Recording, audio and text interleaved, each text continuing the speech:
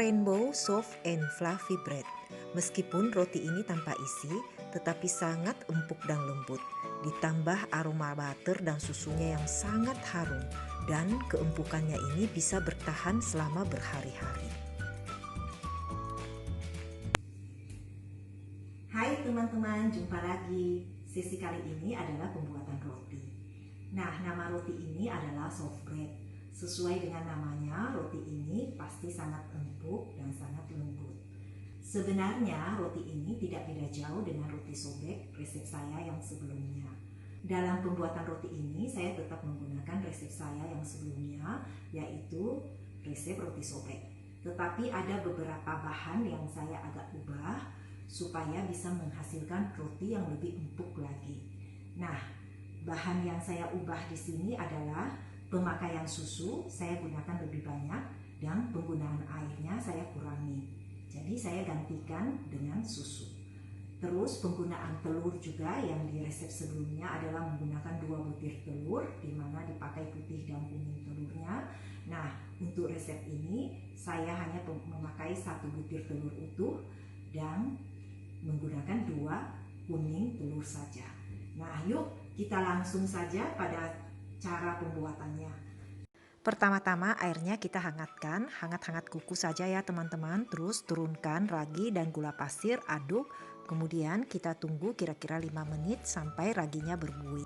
Sementara itu kita satukan semua bahan cair lainnya, yaitu susu, telur dengan butter yang sudah dicairkan. Aduk sampai tercampur rata. Nah, sekarang bahan keringnya juga kita satukan, yaitu terigu, susu bubuk, gula, dan garam. Aduk sampai tercampur rata. Nah, raginya sudah berbuih, kita turunkan ke terigu.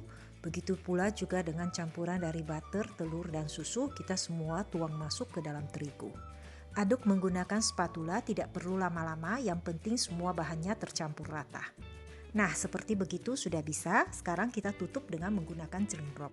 Simpan di suhu ruang sampai adonan mengembang menjadi 2 kali lipat, kurang lebih waktunya 1 jam, atau tergantung juga dengan kondisi suhu di ruangan masing-masing.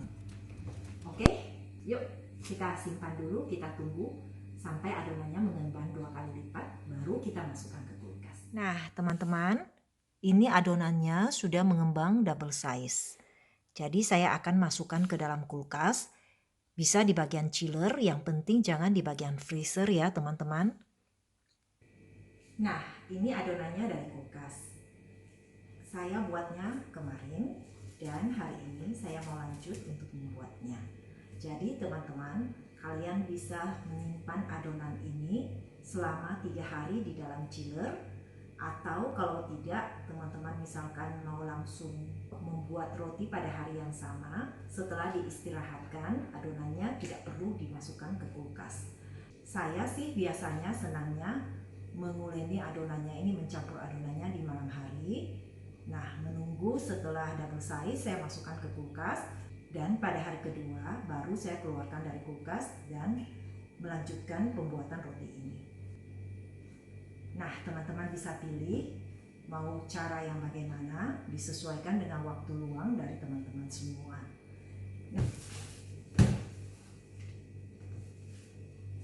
Nah, sebagaimana yang pernah saya jelaskan, adonan ini memang lebih lengket karena kita tidak menguleninya, sehingga membutuhkan lebih banyak air untuk membuat adonan ini kalis dengan sendirinya. Meskipun lebih lengket, kita ada trik untuk supaya tidak terlalu melengket di tangan, yaitu kita mengolesi telapak tangan kita dengan minyak sayur.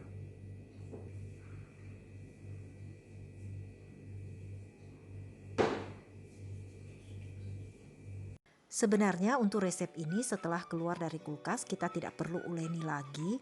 Cukup kita simpan adonan di suhu ruang selama 30 menit sebelum kita bagi-bagi adonannya.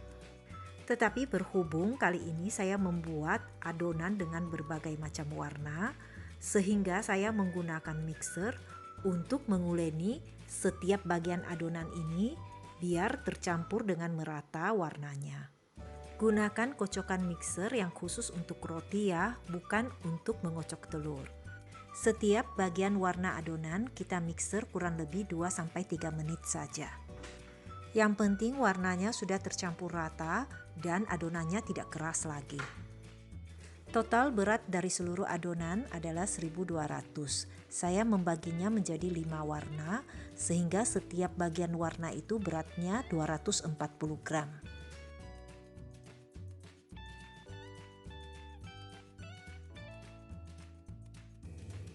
Nah, ini adonannya setelah kita mixer sebentar saja sudah lebih lembut, sudah lebih mudah untuk kita pulung ya.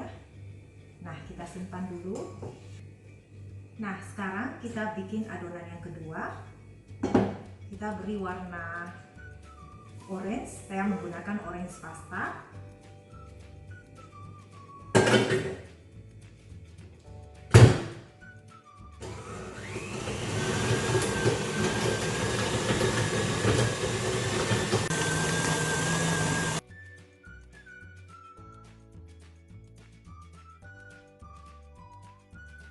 Nah, kemudian adonan berikutnya kita beri sedikit warna pink rose.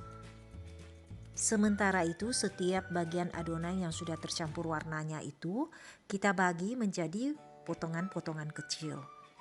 Potongan kecil ini saya timbang seberat 40 gram. Jadi untuk setiap warna kita mendapatkan 6 buah potongan kecil. Kemudian adonan ketiga saya beri warna ungu, saya menggunakan taro pasta.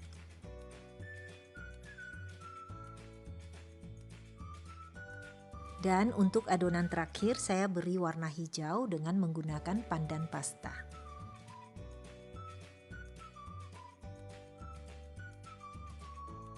Setelah itu, setiap potongan kecil adonan kita balurkan dengan tepung terigu, baru kemudian kita bulat-bulatkan, kita pulun sampai permukaannya halus, baru kemudian kita tata di dalam loyang. Susun satu persatu adonan menurut warnanya ya teman-teman. Lakukan sampai semua adonan selesai kita bentuk dan kita susun di dalam loyang.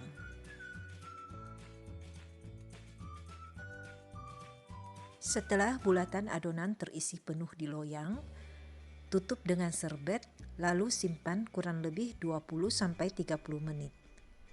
Jangan sampai overproofing ya. Sementara itu panaskan oven dan sebelum rotinya dimasukkan ke oven, tabur dan ayak tepung maizena di atas permukaan roti. Untuk oven saya, panggang dengan suhu 170 derajat Celcius dengan menggunakan api bawah selama 10 menit. Kemudian nyalakan api atas, tambahkan lagi 5 menit dengan pemanggangan api atas dan api bawah. Nah, sekarang rotinya siap untuk dipanggang.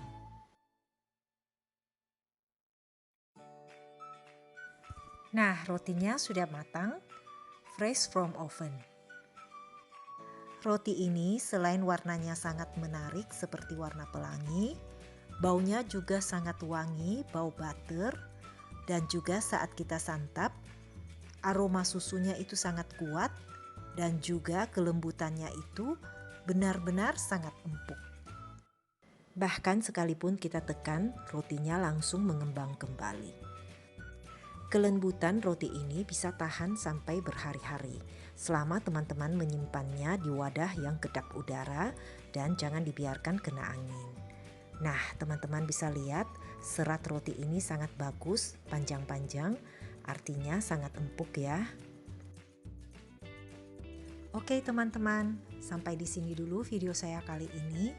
Jikalau teman-teman senang dengan video saya ini, jangan lupa like, share, komen, and subscribe. Terima kasih.